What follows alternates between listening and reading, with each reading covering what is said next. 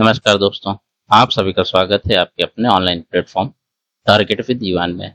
जहां पर हम आपको पढ़ा रहे थे यूपी ट्रिपल एस और डी ट्रिपल एस बी का जो होम्योपैथिक फार्मेसी का आपका पेपर होना है, उसमें हमने आपको लगभग 5 क्लासें दे दी हैं। आज हम बात करेंगे जनरल लेबोरेटरी एंड मेथड्स के बारे में। ठीक है, आज का जो टॉपिक रहेगा वो जनरल लेबोरेटरी एंड मेथड है। इसको हम लोग देखेंगे। वीडियो शुरू करें उससे पहले अगर आप अभी हमारे चैनल पर नए हैं तो सबसे पहले आप चैनल पर जाकर के इसको सब्सक्राइब कर लें। वीडियो आपको अच्छी लगे तो आप लोग इसे लाइक करिएगा और अपने दोस्तों के साथ इसको शेयर करिएगा। कमेंट बॉक्स में अगर आपकी कोई क्वेरी है, आपके दिमाग में कोई क्वेश्चन आता है तो आप वो हमें कमेंट बॉक्स में जरूर लिख के भेजें। अगली जो वीडियो होगी उसमें हम लास्ट में आपको उस क्वेश्चन का आंसर जरूर बताएंगे। बढ़ते हैं आगे वीडियो में। सॉल्यूशंस मतलब क्या होता है, इसका विलेय होता है perfectly homogeneous mixture of two और मोर सब्सटेंस, दो या दो से अधिक पदार्थों का पूरी तरह से समरूपण जो है वो विलेय कहलाता है। ठीक है, उसके बाद है substance are not separated by filtration, पदार्थ को छानकर अलग नहीं किया जा सकता है। Substance can be obtained back by crystallization, evaporation etc, पदार्थों का जो क्रिस्टलीकरण है, वाष्पीकरण आदि के द्वारा जो है वापस प्राप्त किया जा सकता है। इसको हम लोग विलेय में देखते हैं। आगे हम लोग बढ़ेंगे वीडियो में। Retain the characteristic properties within the mixture, मिश्रण में विशेष गुणों को बनाए रखते हैं। सल्यूट क्या होता है देखिएगा, इसको बोलते हैं विलेयन। डिजॉल्व सब्सटेंस कॉल्ड सल्यूट, घुले हुए पदार्थों को विलेयन कहा जाता है। आप लोग ये परिभाषाएं याद रखिएगा, ये आपसे पूछा जा सकता है कि विलेयन क्या होते हैं, और ये 4 ऑप्शन दे दिया, उसमें इस तरह से आपकी ये पूरी परिभाषा होगी। सॉल्वेंट जो है मीडियम इन विच सल्यूट और यूनिफॉर्मली डिस्पर्सेड, विलायक वह माध्यम जिसमें विलायन समान रूप से फैलते हैं उसको क्या बोलते हैं, विलायक बोलते हैं। Saturated solution, maximum quantities of solute dissolve in solvent at a particular temperature, संतृप्त विलयन एक निश्चित तापमान पर विलायक में अधिकतम मात्रा में घुले हुए पदार्थ होते हैं। तो आप लोग ये जो है इन परिभाषाओं को जरूर याद रखिएगा। आगे हम लोग बढ़ेंगे। Unsaturated solution, अनसंतृप्त विलयन, solution contains less amount of solute than saturated solution, संतृप्त विलयन से कम मात्रा में घुले हुए पदार्थ वाला जो विलयन होता है उसको हम लोग अनसंतृप्त विलयन बोलते हैं। Super saturated solution, solutions contains more amount of solute than saturated solution, अति संतृप्त विलयन क्या होते हैं, संतृप्त विलयन से अधिक मात्रा में घुले हुए जो पदार्थ का विलयन होता है उसको हम लोग अति संतृप्त विलयन बोलते हैं। फिर हम लोग देखेंगे डाइल्यूशंस। ठीक है, इसको बोलते हैं पतलापन। किसी चीज को में अगर कोई चीज हम लोग मिला देते हैं और उसको पतलापन कर देते हैं तो कैसे पतलापन किया जाता है। आपने एक पेवर दूध ले रखा है, उसमें आपने थोड़ा सा पानी मिला दिया तो क्या हुआ कि मात्रा अधिक बढ़ गई, जो गाढ़ापन था दूध का वो पतला हो गया, साथ ही साथ क्या हुआ उसके जो गुण थे वो कम हो गए। Simply mixing a liquid with water और अदर लिक्विड, किसी तरल पद को पानी या अन्य तरलों के साथ मिलाना जो है आपका डाइल्यूशन कहलाता है। Physico chemical property is reduced but material quantity is greatly increase, भौतिक और रासायनिक गुण इनके कम हो जाते हैं लेकिन सामग्री की मात्रा जो है बहुत अधिक हो जाती है। जैसे आपका 1 लीटर जो है आपका मिल्क दे रखा है और उसमें क्या 1/2 लीटर जो है, ठीक है, आपने वाटर मिला दिया तो क्या हुआ, मिल्क जो है व्हाइट है और आपका व्हाइट जो वाटर है वो दोनों जब मिल जाएंगे तो मात्रा बन जाएगी 1.5 लीटर की, लेकिन जो मिल्क के गुण थे वो यहाँ पे कम हो जाएंगे, इसलिए इसको ऐसा बताया गया है। सेडिमेंटेशन, इसको बोलते हैं अवसादन। Settling down in insoluble solid substance from a liquid, तरल से अघुलनशील ठोस पदार्थों का बैठना। इसके बाद देखेंगे हम लोग तो आएगा डिकैंटेशन, इसको बोलते हैं निस्सारण। Slowly pouring out of liquid form one vessel to other without transforming the settled sediment. ठीक है, एक पात्र से दूसरे पात्र में जो है तरल को धीरे धीरे डालना और बिना बचे हुए अवसाद जो होते हैं उनको स्थानांतरित किया है। जैसे आपका यहाँ पर क्या है, एक बीकर है, ठीक है, ये आपका एक बीकर दे रखा है और एक बीकर यहाँ पर है, ठीक है, लेकिन यहाँ पर जो है आपकी मिट्टी है और ऊपर ये आपका जल भरा हुआ है। तो इस जल को आप इसमें डालेंगे, ठीक है, जल को इसमें डालेंगे, लेकिन क्या है कि यहाँ पर जो ये मिट्टी का एरिया है वो जो है इसमें नहीं गिरेगा, उसको यहाँ पर निस्सारण बोलते हैं। आगे हम लोग देख लेते हैं। This process is used in old method of preparation of mother tincture. यह प्रक्रिया जो थी, मदर टिंचर जो आपका होता था, ठीक है, मदर टिंचर की जो पुरानी तैयारी में होता था, जो मदर टिंचर आपको पुराना बनाया जाता था, जो उपयोग किया जाता था, उसमें इसको किया जाता था। फिर हम लोग देखेंगे फिल्ट्रेशन को बोलते हैं निस्यंदन। It is physical process of separation of a liquid form insoluble substance with the help of filter paper। Filter paper की मदद से तरल को अघुलनशील पदार्थ में से अलग करने की जो भौतिक प्रक्रिया होती है उसको निस्यंदन बोलते हैं, ठीक है। इसके बाद है decantation should be done prior of filtration. निस्यंदन से पहले निस्सारण किया जाना चाहिए, तभी आपका निस्यंदन होता है। मतलब पहले हम क्या करेंगे, निस्सारण करेंगे, उसके बाद निस्यंदन करेंगे, ठीक है। आगे देखेंगे। इवेपोरेशन, इसको बोलते हैं वाष्पीकरण।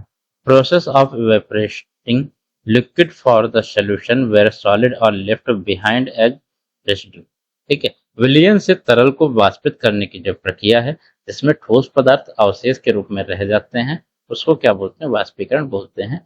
कोई पदार्थ है उसको हमने यहाँ पे गर्म कर रखा है और उसमें से जो आपका जल है वो तो वाष्प के रूप में निकल गया, लेकिन उसके साथ जो अन्य विलयन जो आपको मिलाए गए थे ठोस में या जो लिक्विड में मिलाए गए थे, लेकिन जब उनका वाष्प किया तो वो क्या हुआ, ठोस अवस्था में बच गए। उसको यहाँ पे वाष्पीकरण के रूप में देखा जा सकता है।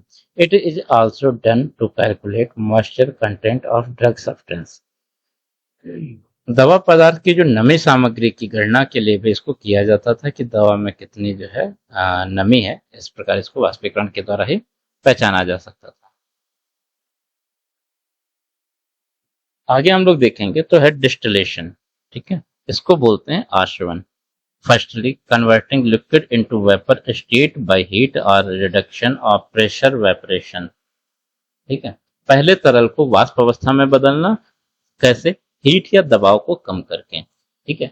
मतलब जो तरल है या वाष्प जो होती थी उसका जो वाष्पीकरण होता था कैसे होगा, हीट या दबाव किसी चीज का दे करके उसमें से जो है उसका वाष्पीकरण कर देना, वो आपका आसवन कहलाता है। Then converting vapour of former liquid state by cooling condition, फिर वाष्प को ठंडा करके पहले की तरह तरल अवस्था में बदलना। Liebig condenser is used in distillation, आसवन में जो है लेबिंग का संघनन उपयोग किया जाता है। This process purify water and alcohol, इस प्रक्रिया में पानी और अल्कोहल जो होते हैं उनको शुद्ध किया जाता है। होता क्या है, आपकी एक प्रकार की ये भट्टी है, उस पर कोई एक बड़ा सा कुकर रखा है, उसके अंदर आपने क्या किया, जल भर दिया या अल्कोहल बनाने के लिए जो सामग्री होती है उसको भर दिया। यहाँ पर हमने गैस को जलाया, इसके अंदर जब टेम्परेचर बनेगा तो जो इसके अंदर हल्का सा लिक्विड होता है, गीला पदार्थ होता है, जो भी फल होते हैं इस तरह से जिनका हम अल्कोहल बनाते हैं, और यहाँ पे सीटी में जो है एक तरह का पाइप लगा दिया जाता है, और वो पाइप जो है ऐसे एक ठंडे जल से निकाल करके, ठीक है, यहाँ पे एक ठंडा सा जल भरा होता है, उसमें से निकाल करके बाहर एक बीकर में डाल दिया जाता है। यहाँ ठंडे जल में आया यहाँ से गर्म, लेकिन यहाँ पे ठंडा जल भरा हुआ है, तो यहाँ पे वो ठंडक मिल गई इसको, और इसके बाद वो धीरे धीरे भरते हुए वो लिक्विड के रूप में एक अगले बीकर में जाकर के हो जाता है। इस विधि को हम लोग आश्वन विधि कहते हैं, ठीक है। आगे हम लोग देखेंगे। सब्लिमेशन बोलते हैं ऊर्ध्वपातन, converting solid into vapour by heating in reconverting vapour into solid by cooling, ठोस को गर्म करके वाष्प में बदलना, फिर वाष्प को ठंडा करके ठोस में बदलना जो है सब्लिमेशन कहलाता है, ऊर्ध्वपातन कहलाता है। This method is used to purify iodine, camphor, sulphur, naphthalene, ammonium chloride ETC. इस विधि का उपयोग जो हम लोग करते हैं वो किसमें करते हैं, आयोडीन में होता है, कपूर में होता है, गंधक में करते हैं, नेफ्थलीन में है, अमोनियम क्लोराइड में करते हैं, आदि को क्या करते हैं, शुद्ध करने के लिए जो है हम लोग सब्लिमेशन करते हैं। सब्लिमेशन क्या है, ऊर्ध्वपातन करते हैं, ठीक है। आगे हम लोग जाएंगे। फिर आता है क्रिस्टलाइजेशन, बोलते हैं क्रिस्टलीकरण। When a solid substance is in a liquid saturated solution at higher temperature and then allowed to cool, a quantity of solid deposits at the bottom, ठीक है। जब ठोस पदार्थ जो होते हैं एक उच्च तापमान पर तरल संतृप्त विलयन में होता है और फिर ठंडा किया जाता है, तो कुछ ठोस जो होते हैं वो नीचे जमा हो जाते हैं, उसको हम लोग क्या कहते हैं, क्रिस्टलीकरण कहते हैं।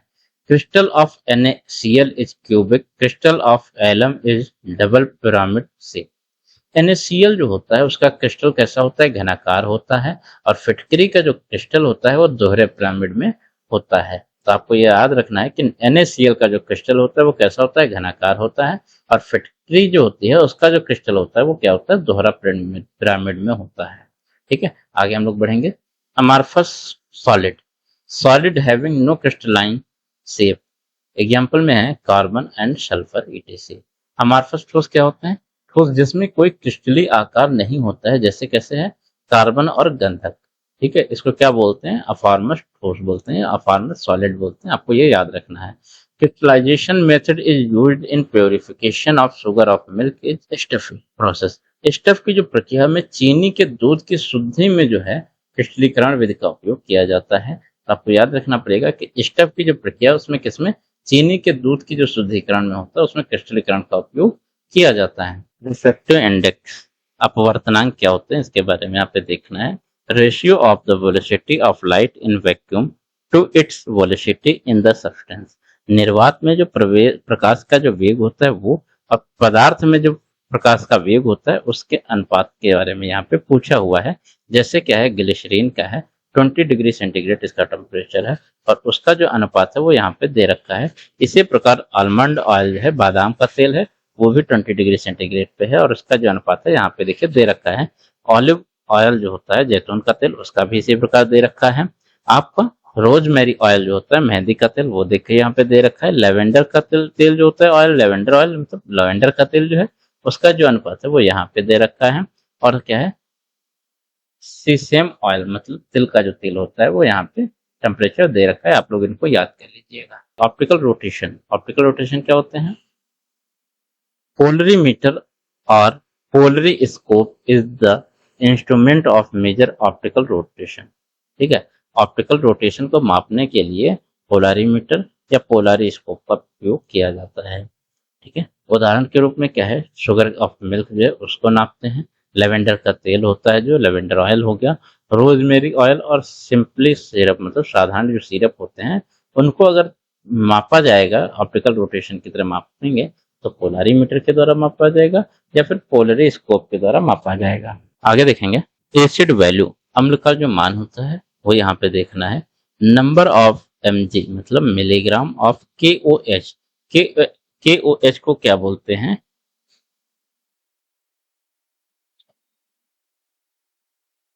Potassium hydroxide. ठीक है, KOH का जो फुल फॉर्म है पोटेशियम हाइड्रोक्साइड है। Number of mg of KOH required to neutralize 1 gram of the fat or oil. 1 gram वसा या तेल को तटस्थ मतलब रोकने के लिए, एक जगह स्थानांतरित मतलब स्थित करने के लिए आवश्यक पोटेशियम हाइड्रोक्साइड की जो मिलीग्राम संख्या है उसके बारे में बताया गया है। तो आलमंड ऑयल जो है, बादाम का तेल में कितना है, 4 मिलीग्राम आपका रहेगा। ऑलिव ऑयल जैतून के तेल में 2 मिलीग्राम रहेगा। लेलुन जो होता है उसमें आपका 1 ग्राम रहेगा। नॉट मोर देन 1 ग्राम। ठीक है, मतलब इससे अधिक नहीं होना चाहिए आपका। स्पर्मेसिटी जो है आपका 10 मिलीग्राम होना चाहिए। सेसम ऑयल जो है आपका वहाँ पे 2 ग्राम मिलीग्राम से अधिक नहीं होना चाहिए। और येलो बी वैक्स जो है, पीला मधुमक्खी का जो मोम होता है उसमें 17 से 23 के ऊपर अधिक नहीं होना चाहिए। मतलब 17 से ऊपर जाएगा लेकिन 23 से अधिक नहीं होना चाहिए। ठीक है, तो KOH की जो मात्रा है, पोटेशियम हाइड्रोक्साइड की जो मात्रा है अम्ल के मान में, वो यहाँ पे ये होनी चाहिए। सैपोनिफिकेशन मतलब साबुनीकरण का जो मान है उसके बारे में यहाँ पे बताया गया है।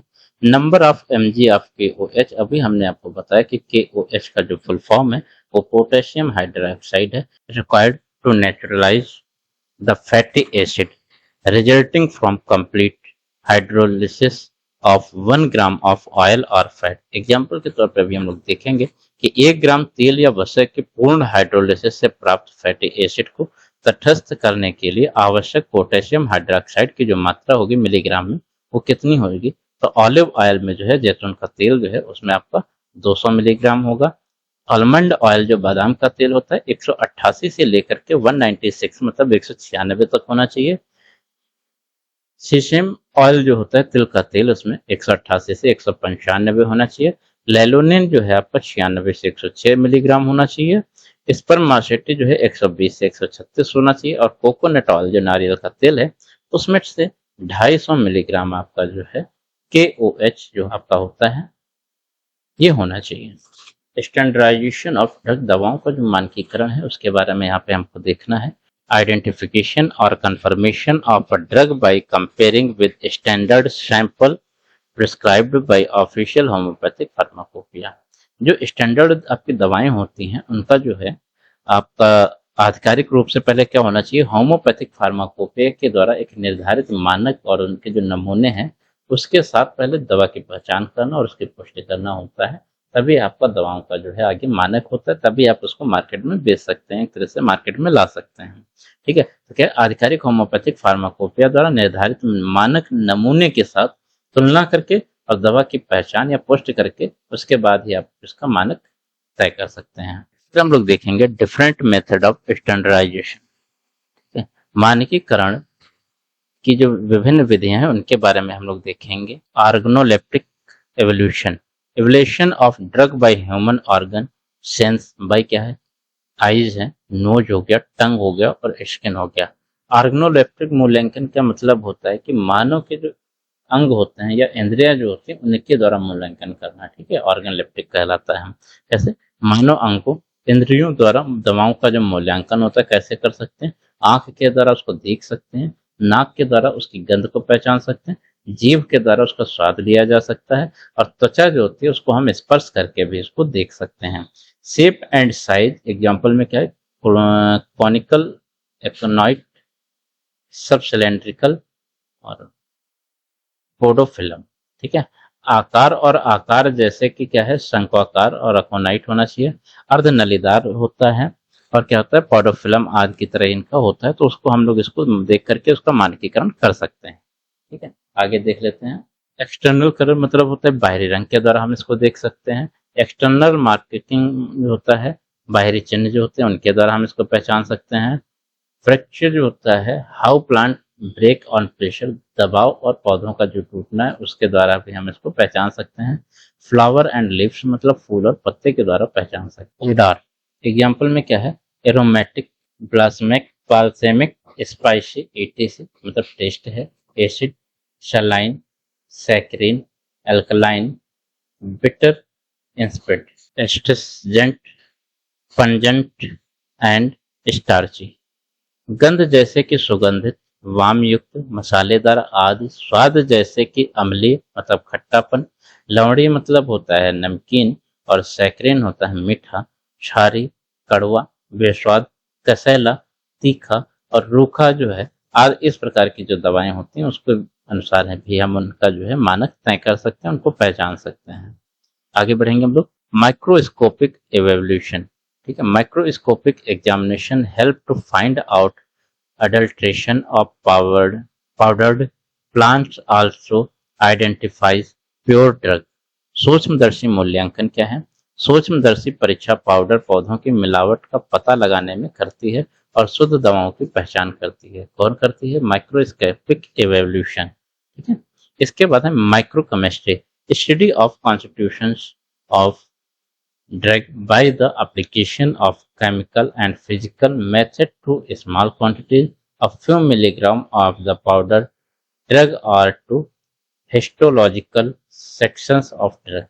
सूक्ष्म रसायन क्या है, कुछ मिलीग्राम पाउडर दवा या दवा के ऊतक अनुभागों पर रासायनिक और भौतिक विधियों के अनुप्रयोग के द्वारा दवाओं के संघटक का अध्ययन करता है, उसको हम लोग क्या कहते हैं कि माइक्रोकेमिस्ट्री बोला जाता है। आगे हम लोग बढ़ेंगे। फिर आता है chemical evolution. Chemical test are employed to identify crude drug.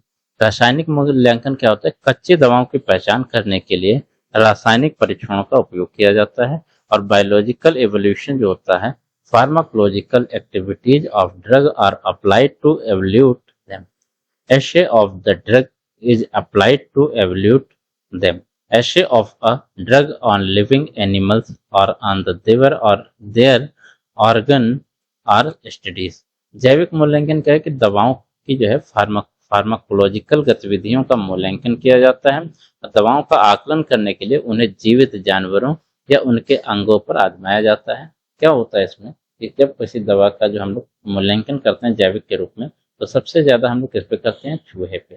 ठीक है, जो चूहा होता है सबसे ज्यादा उसी पे किया जाता है। आगे देखेंगे, physical evolution, reaction of drug on their smooth sectioned surface of powdered with filtered UV light help to identify alteration। भौतिक मूल्यांकन क्या है? दवाओं की निचली अनुभागीय सतह या पाउडर पर पराबैंगनी प्रकाश के साथ प्रतिक्रिया से मिलावट की पहचान करने में मदद करता है। ये एक प्रकार का क्या होता है? रोशनी परीक्षण भी कहलाता है। ठीक है, इसके बाद है chromatographic study, separating and analysing of organic and inorganic substance, जैविक और अजैविक पदार्थों को अलग करना और उनका विश्लेषण जो है क्रोमेटोग्राफिक अध्ययन में कहलाता है। आगे बढ़ेंगे हम लोग, जनरली अप्लाइड फिजिकल कंटेंट्स और solubility, specific gravity, refractive index, melting point, optical rotation etc. सामान्यतः क्या है? जो भौतिक स्थिरांक होता है उसमें क्या है? घुलनशीलता होती है, विशिष्ट गुरुत्व होता है, अपवर्तनांक होता है, गलनांक होता है और ऑप्टिकल रोटेशन आदि इनमें होते हैं जो जनरली अप्लाइड किया जाता है। सामान्यतः जो लागू होते हैं भौतिक स्थिरांक जो होते हैं, इस तरह से इनका प्रयोग किया जाता है। फिर हम लोग बात करेंगे type of chromatographic study. Chromatographic अध्ययन के जो प्रकार होते हैं उनके बारे में यहाँ पे देखेंगे। क्या है? कॉलम और adsorption chromatography, large amount of testing material available. Column या सोखना जो क्रोमेटोग्राफी है वो क्या है? बड़ी मात्रा में परीक्षण के लिए सामग्री इसकी उपलब्ध होती है। पेपर क्रोमेटोग्राफी होती है, थिन लेयर क्रोमेटोग्राफी होती है। एक तरह से इसमें क्या होता है? perfectively applied due to their selective convincing and adaptability to small amount of material। पतली परत क्रोमेटो, इसका फुल फॉर्म याद रखिएगा क्या होता है? थिन लेयर क्रोमेटोग्राफी होता है। छोटे मात्रा की सामग्री के लिए उनकी चयनात्मक सुविधा और अनुकूलता के कारण अधिमानता लागू किया जाता है। आपका यहाँ पर अगर पूछेगा तो ये फुल फॉर्म पूछेगा, थिन लेयर क्रोमेटोग्राफी इसको बोलते हैं। आगे हम लोग देखेंगे गैस क्रोमेटोग्राफी क्या होता है? Moving phase is the gas, may be gas liquid chromatography और gas solid chromatography. Gas chromatography क्या है? गतिशील अवस्था गैस या गैस द्रव्य क्रोमेटोग्राफी या गैस ठोस क्रोमेटोग्राफी में हो सकती है। Counter current method and electrography method होता है कि ये मोर कॉम्प्लेक्स होता है, मतलब अधिक जो है वो जटिल होता है। प्रतिवाह विधि और इलेक्ट्रोफेरेटिक जो विधि होती है ये अधिक जटिल होती है, इसलिए इसको कम किया जाता है। टाइप ऑफ स्टैंडर्डाइजेशन, मानकीकरण के जो प्रकार होते हैं उनके बारे में यहाँ पे पूछा हुआ है। तो पहला है true standardization, definite phytochemical or group of constituents is now to have activity ginkgo with 26%, ginkgo flovens and 6% terpenes is classic example। सच्चा मानकीकरण मतलब ट्रू माने क्या होता है? सच्चा, सच्चाई। ठीक है, सच बोलने वाला ट्रू। मानकीकरण एक निश्चित फाइटोकेमिकल या घटकों का जो समूह होता है उसकी गतिविधि ज्ञात करता है। जिंको में 26% जिंको फ्लोवेंस और 6% टर्पेंस इसका उदाहरण है, मतलब क्या आदर्श उदाहरण है। इसके मानकीकरण के बारे में इन्होंने ऐसा बताया हुआ है। फिर है standardization is based on manufacture guaranteeing the pressure of a certain percentage of marker compounds. These are not indicator of therapeutic activity or liquid of the herb। मानकीकरण निर्माता द्वारा कुछ प्रदर्शित मार्कर यौगिकों की उपस्थिति की गारंटी पर आधारित है। यह औषधि गतिविधि या जड़ी बूटी की गुणवत्ता का संकेतक है, वो नहीं हो सकता है। सेंटर फॉर ड्रग स्टैंडर्डाइजेशन, दवा मानकीकरण के लिए जो केंद्र हैं वो कहाँ कहाँ पे हैं? Drug standardisation unit HCO, central research institute A1/1, ठीक है, सेक्टर 24 नोएडा। अगर हम लोग उत्तर प्रदेश में देखेंगे तो कहाँ पे है? ये नोएडा में है। दवा मानकीकरण इकाई, आपका ये पूछा जा सकता है कि ड्रग स्टैंडर्डाइजेशन यूनिट जो है उत्तर प्रदेश में कहाँ पे स्थित है? सेंट्रल रिसर्च इंस्टीट्यूट, तो वो आपका नोएडा में स्थित है। और ड्रग स्टैंडर्डाइजेशन यूनिट जो है आपका दूसरा जो है आपका कहाँ पे? विक्रमपुरी हबशीगुड़ा हैदराबाद में ये आपका यूनिट स्थित है। आगे हम लोग देख लेते हैं प्रिजर्वेशन ऑफ ड्रग, दवाओं का जो संरक्षण है वो कैसे करते हैं। Should be stored in new natural flint glass bottles, नई तटस्थ फ्लिंट कांच की बोतलों में संग्रहित किया जाना चाहिए। उसके साथ में कुछ अपवाद भी होते हैं। पायरक्स बॉटल जो होता है strong acid and caustic substance, मतलब है पायरक्स बोतल में क्या मजबूत अम्ल और संक्षारक पदार्थों के लिए होता है। Glass bottle covered with solution and asphaltum और black varnish medicines affected by sunlight, कांच की बोतल को एस्फाल्टम मतलब डामर बोलते हैं उसको, या काले वार्निश के घोल से ढकी हो। उसमें क्या है सूर्य के प्रकाश से वो प्रभावित दवाएं हो जाती हैं। इसमें क्या होता है कि हम लोग एस्फाल्टम मतलब डामर का प्रयोग करते हैं, या काले वार्निश मतलब काली किसी चीज से इसको ढक के या उसके ऊपर लगा करके इसको प्रयोग करते हैं। आगे हम लोग देखेंगे यहाँ पे गुट्टा पर्चा बॉटल फ्लोरिक एसिड, ठीक है। गुट्टा पर्चा बोतलें जो होती हैं उनको किसमें फ्लोरिक एसिड के लिए प्रयोग करते हैं। ग्लिसरीन इन ए फ्यूल लैक्सिस, एक शीशी में ग्लिसरीन या लैक्सिस का प्रयोग कर सकते हैं। एम्ब्रिक ग्लास बॉटल जो होता है अर्जेंटम नाइट्रिकम होता है, ठीक है। एम्बारिक कांच की जो बोतलें हैं वो अर्जेंटम नाइट्रिकम के लिए प्रयोग की जा सकती हैं। एलेम्ब्रिक ग्लास बॉटल जो होते हैं कास्टिकम के लिए उपयोग की जाती हैं। अंडर वाटर जो है फास्फोरस, पानी के नीचे जो है फास्फोरस का प्रयोग किया जाता है।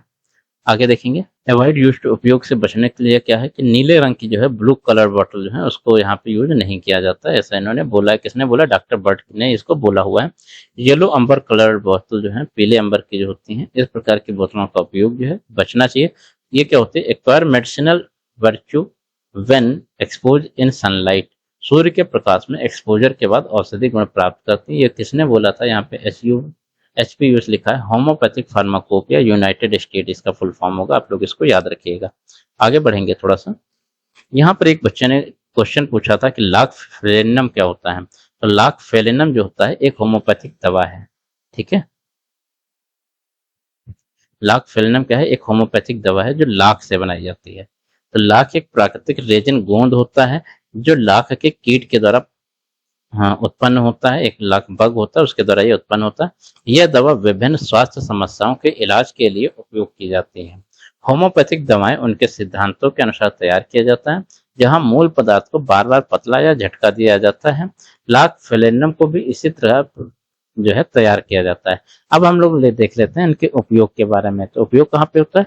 त्वचा जो होती है उसके रोग अगर हैं तो यह दवा जो है एक्जिमा में होती है, सोराइसिस में या अन्य त्वचा समस्याओं के इलाज में मदद कर सकती है। सांस संबंधी अगर समस्याएं हैं जैसे अस्थमा है, ब्रोंकाइटिस है या अन्य श्वसन समस्याओं के इलाज में यह दवा सहायक हो सकती है। और अगर आपको कहीं पर दर्द या सूजन है, जैसे विभिन्न प्रकार के दर्द होते हैं या सूजन होते हैं, उनका भी आप मतलब इस दवा का जो उपयोग है आप उसमें भी कर सकते हैं। आगे बढ़ेंगे। Thank you for watching. कैसी लगी आप लोगों की आज की वीडियो कमेंट बॉक्स में जरूर बताएं। साथ ही साथ वीडियो को लाइक करेंगे और अपने दोस्तों को शेयर करेंगे। मिलते हैं अगले वीडियो में, तब तक के लिए नमस्कार, धन्यवाद।